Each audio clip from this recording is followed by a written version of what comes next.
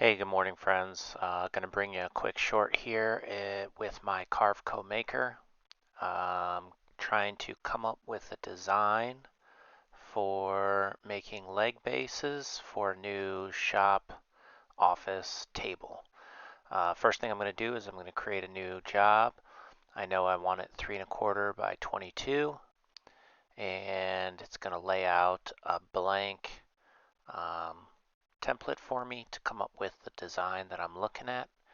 And what I want is to have kind of curved, but still have a flat bottom with maybe an arc underneath. So first thing I'm going to do is switch over to my 2D design. Makes it easier to visualize what I'm doing. I've selected my arc vector tool, and I'm just going from point A to point B and kind of coming up with a very slight arc on how I want the back of the leg to work. Don't know why I started in the back, doesn't really matter, just trying to lay it out so that it looks good and is appealing. But I don't want it to be just one swooping arc. I want to do like a downward angle, downward slope into like a rounded back. So I ended up inserting an extra node. A node is a point that you could edit on a vector, and I simply stopped it where I think it looks good and added an arc to the back. And that's pretty much the back of the leg. Pretty simple, um, easy design, but makes it look not square, right, and basic. Next thing I'm going to do, well, before I start, I need to save because I've already lost this file once. So, got to pick a simple name, leg pattern, good to go. Now, if Carveco Maker drops out on me again, I can at least start from this point. Working now on the front of the leg, basically the same principle. I'm going to start it, stop it, insert a vector node after I make my arc, coming out with what I think looks pleasing to the eye. I've decided to go with an over arc, an arch, if you will. I want to make sure I get it up and make it blend into the top. So after I did that, I went and added that node again to the vector. That way I can edit the shape of this vector. So quick add a node. I'm going to bring the front down a little farther to match what the back profile was, which I think right here I'm moving it to a 1-inch drop off. I think that looks good. I think that's a good distance. Bringing it down to 1 inch in the back, and then I will match that profile up front. So bring that down to 1 inch, and then I'll go ahead and put a nice arch in there, round it off, make it look pleasing and not too boxy. Right there, looks good. And that's the front profile for one of my desk patterns. Last thing I'm going to do after I take a look, next thing I'm going to do is create an arch on the bottom of the leg. I figured I'd come in about 3 inches from either end because I know my legs are going to be like 3.25. Having a 3-inch pad or contact surface on the floor, I think that's a good size. So I'm going to do the same thing. Use my arc vector and create an arc on the part that rounded.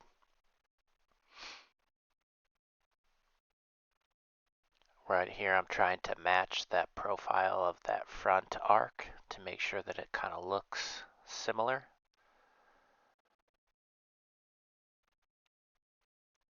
And once I get it to where I think it looks good, I'm going to go ahead and finalize it.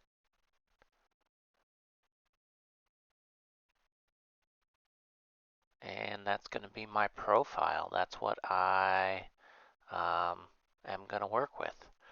I do have to go in here and edit a couple of nodes because I didn't quite get them to the edge of the drawing, as you can see, ever so slightly. Come and extend that up to the top. I actually took it a little over the top just so that I would make sure that when my bit passes that point, it actually leaves a clean angle at the top. And then same thing down here at the bottom. I'm making sure that that node point of that vector is all the way past my material. And that's going to allow the bit to come completely clear of the material and cut all the way through.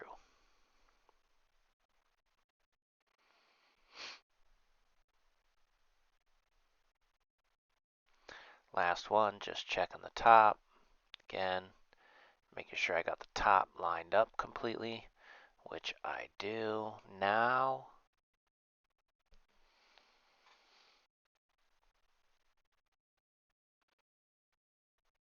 And I think that's about it. I'm just doing a couple of little tiny tweaks because I want to make sure it looks pleasing, it looks symmetrical. That's it. So I think I click save there. Last thing I'm going to do is start generating my toolpaths. Now, when you're generating a toolpath, you simply come up here to Toolpath, click on Profile, which is like an outside cut.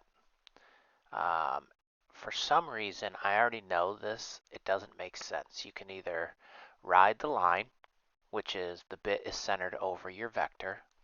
You can cut to the outside, or you can cut the profile to the inside. And all that does is tells the machine whether it's going to cut above the line, on the line, or below the line. For this, I found out that the two vectors at the top, though I am cutting to the outside, for some reason, and I don't know why, the machine wants it to say inside. And I'll show you that here in a second. When I generate this first toolpath and I click OK, after I've defined all my material and thickness and where I'm going to start at and how deep I'm going to cut, I'll call it a name.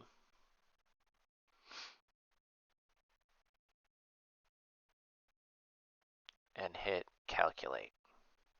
Now, as you can see, at the bottom, it cut to the outside, but on the top, it cut to the bottom, which is not what I want it to do. I want it to cut to the top of that top vector.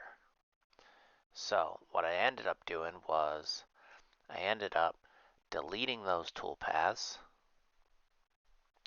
and making separate toolpaths for each vector that I created. So I started with the back, I went up, changed it from outside to inside, and I labeled it leg pattern back. Click OK.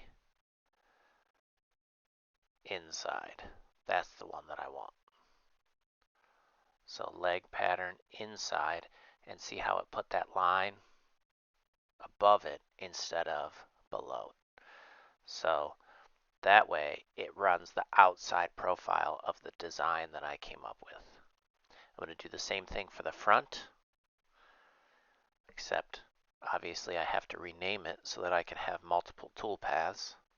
So I'm labeling this one front, and it also will be an inside cut, although that is going to be the top of that line. And then I'll change it back to outside cut for this bottom portion, and I'll simply call it bottom. Calculate, and now I have all of my vector carves on the correct placement and where I need them to be.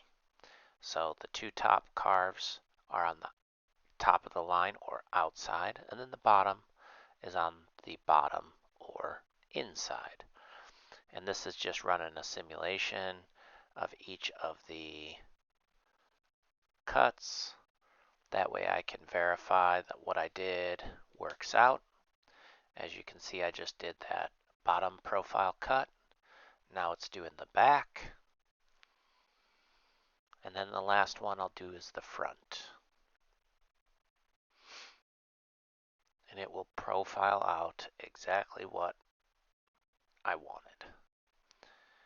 And then I was trying to change the material to give you a better view, but instead I'm just going to zoom in a little bit, and you can see how it profiled out exactly where I wanted with 3 different cuts. So we'll leave it at that. At this point, I like what I see. It's got my feet, the bottom arch is good, and the top profiles are all set up exactly the way that I want them to cut. From here, the last thing I have to do is I have to save my tool paths so that I can send them over to the CNC machine. So after I like this, I'm going to go over here to click on save. It's going to show up with all 3 of my cuts. I am going to save them all at once. I'm going to move them over to the toolbar to the saved section. Pretty quick and easy. Move that over, and I am going to save them as 3 separate files. That's all you got to make sure that you check, is making them 3 separate files. Excuse me. After that, I'm going to call it shop desk, and then click save.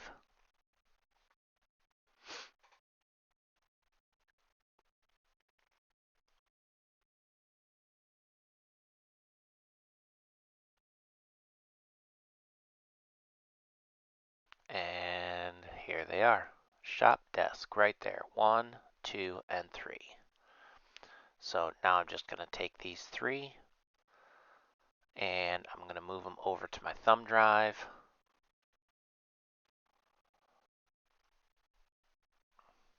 So highlight all 3, move them over, just drag and drop.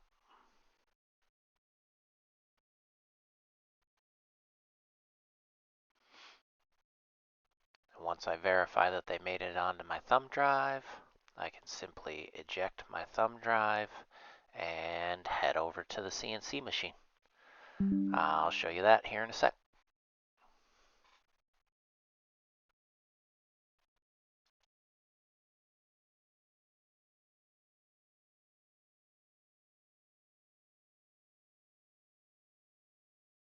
So as you just saw, I just got done making the template for what's going to be the legs of my drafting table computer desk, if you will. What I'm going to do is make a template out of some scrap MDF, and then basically just use that as a pattern to cut out my leg blanks. So here's my setup. I'm going with the blue tape CA glue method. So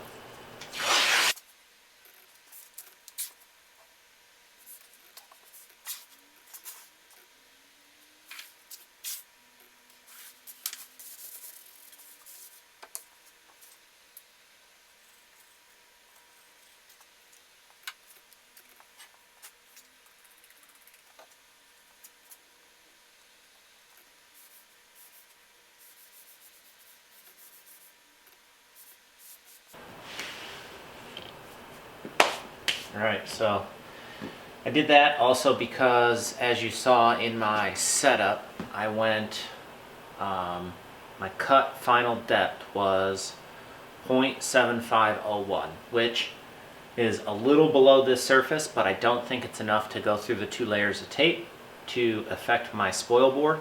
Hopefully that's true, although I've already made a couple marks. But here we go. While this is setting, I'm going to go ahead and put my bit in and set my X, Y, and Z axis.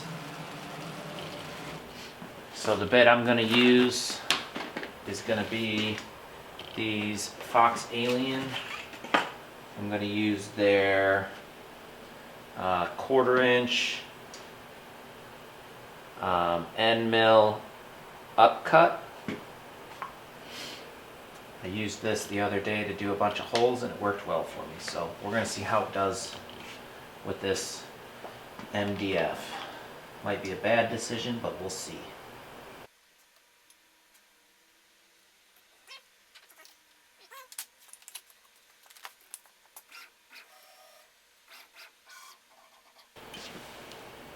We went and set our starting point based on our front left corner. So we're going to set our X and Y.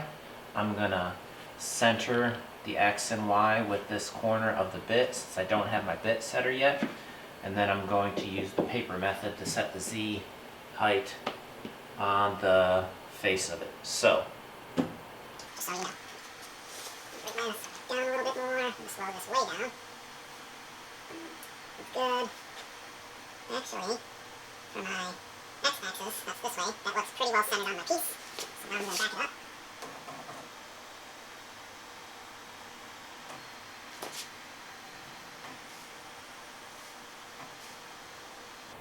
Alright, so my x-axis looks good. My y-axis, which yes, I know y travels that way, x travels that way. But point is you got to move it in that on that direction. So that's all set. So I'm going to zero out my x and my y. Bring my bit up just a little bit. I'm going to move this over here to the center of the material.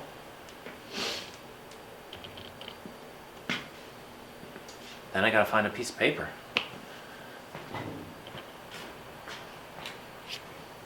Found a piece of paper.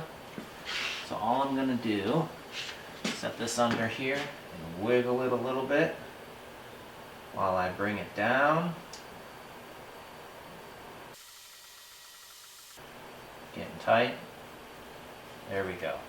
It's enough to spin it. I can pull it barely, and it left no mark in the paper. So that's a good Z. Setting X, Y, and Z. Alright, now that it's set, I'm going to bring this back up here. I'm going to connect my dust boot, just because I know particle board, and it sucks. So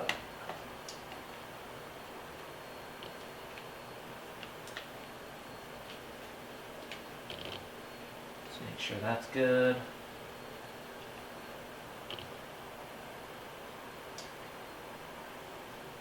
That's good. Alright, now we're going to go to load. We're going to go to shop desk toolpath number 1. We're going to load it up there, and that is the front arc. So it's going to cut this front arc first. So let me go ahead and turn on the dust collection, and we're going to start that bad boy up.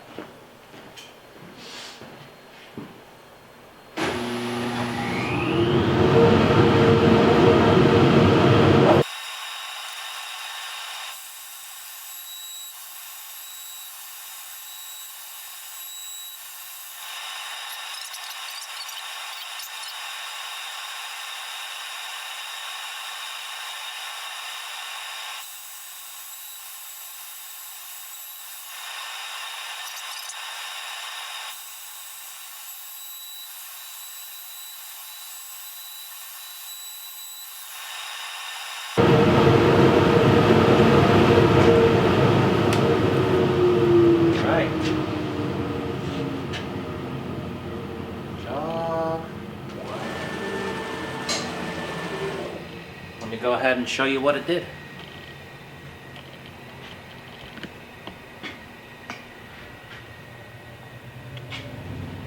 So here's your piece. 3 simple cuts. Didn't go through the whole piece, but left just the tape, which is exactly what I was hoping for. These 3 pieces, quick and easy. And there is going to be the footprint of my new shop desk.